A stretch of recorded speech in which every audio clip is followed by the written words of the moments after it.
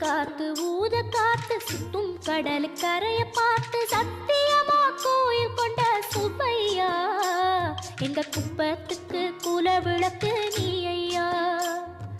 வாட காத்து வீச பார்த்து அலையை எதிர்த்து வலைய போட்டு மீன் பிடிக்கும் தொழில் நடக்குது முத்தையா. கரை மீண்டு வர காவல் உந்தன் வேலையா.